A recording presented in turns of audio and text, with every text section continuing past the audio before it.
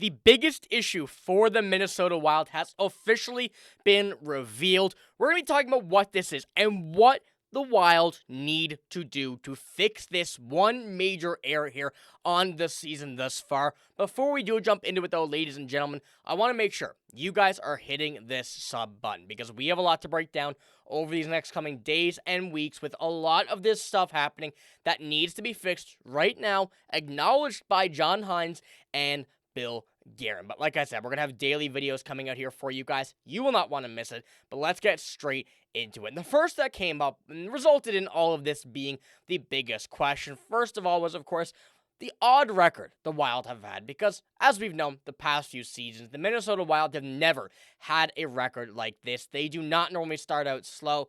If anything, they normally start out really, really hot. And one thing that we haven't seen this year is that type of start, and one big part of that is due to one thing in specific. And this article came out, and the headline really sparked it in my own thoughts as well. And without even really diving too deep into this, the keys to the Wild's continuing to win games is, of course, putting the puck in the back of the net. Now, this sounds definitely like, yo, it's very obvious. Like, what are we doing? Everything is going to have to go. If you want to put the puck in the back of the net, that's how you're going to win. And yes, it is. But in one specific scenario, this is when it becomes very evident. And this is still the 5-on-5. The Minnesota Wild have not been great on the 5-on-5. And a lot of people right now are in that mindset of they need to do whatever they can to ensure that they can get their scoring up.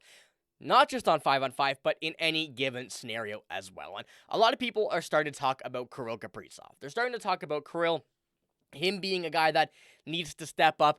But we can't ask this man to do everything. Yes, he did get a huge contract. Yes, he is deserving of it. But this is just not on him. It's on a lot of the team as well. Putting the puck in the back of the net is, of course, how you're going to win hockey games.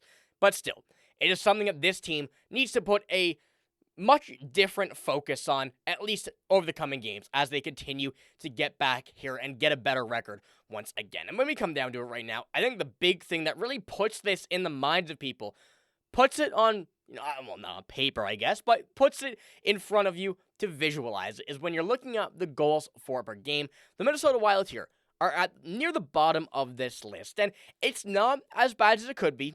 We're not the Calgary Flames, we're not the New York Rangers, we're not Nashville, but certainly being around this area is not good. And the one thing is as well, is that there's a lot of teams here that you will see continue to climb up this list very, very soon.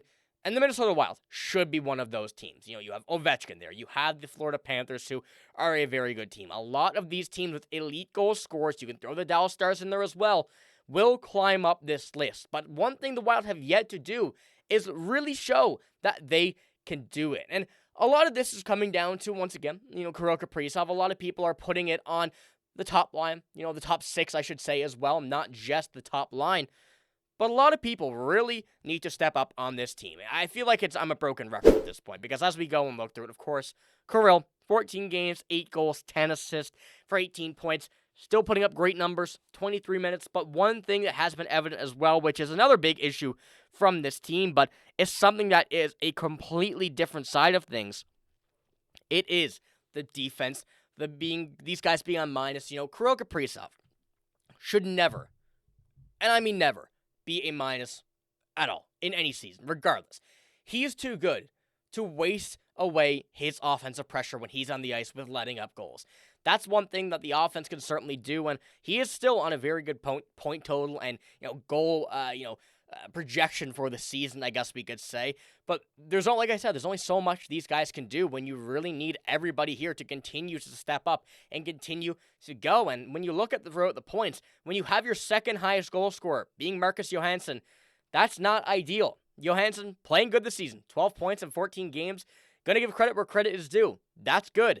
But we need to see some of these guys. Matt Boldy, Marco Rossi, Ryan Hartman, Vladimir Tarasenko. A lot of these guys, not just in the top 6, in the bottom 6 as well, and on defense, just continue to score. And the shots have not been an issue for the Wild. They've continued to put the puck on the net, and you look at the power play percentage, their power play percentage still 3rd in the NHL, one of the best in the NHL at that.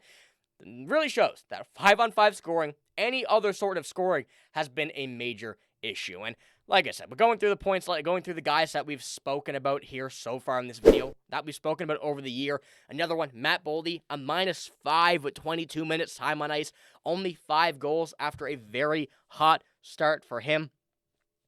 Changes need to be made. And this is one thing now that John Hynes, Bill Guerin need to put that focus on, need to put an emphasis on when you're looking at the outcome of this season. There's still lots of hockey left to play, and that's why at this point right now, I'm not worried, because we can look back on this when it does come playoff time and laugh at how bad we started the season. But when it gets closer and closer to that, that's really when a lot of people will start to panic. And we've seen the Wild right now not panic. We've seen, which is good, Bill Guerin and John Hynes both address the thing that they're going through right now, the lack of scoring, and it hasn't even just become an issue, like with there's no shots on goal, because they have been getting shots, and when you're looking at the season, they're 4th most shots in the NHL as a team, behind the Kings, behind the Oilers, and behind the Avalanche, who do have the most. So it's got to be a mix of just changing something up, because it's very easy to put the puck on net when you're playing a good game, when you have a team like the Wild have. But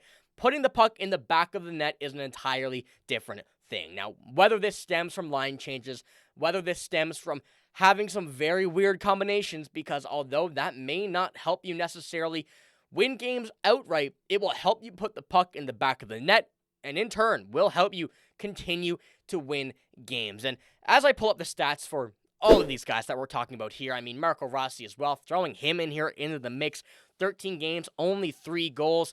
These guys are the ones that this team is not necessarily relying on, but you fall back on these guys.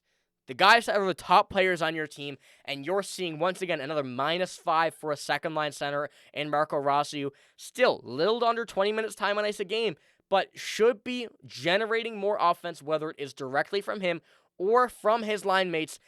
This is one thing that has to change for this Minnesota Wild team. So, ladies and gentlemen, let me know what you think about this, because heading into the Wild season, like I said, the power play started off fantastic.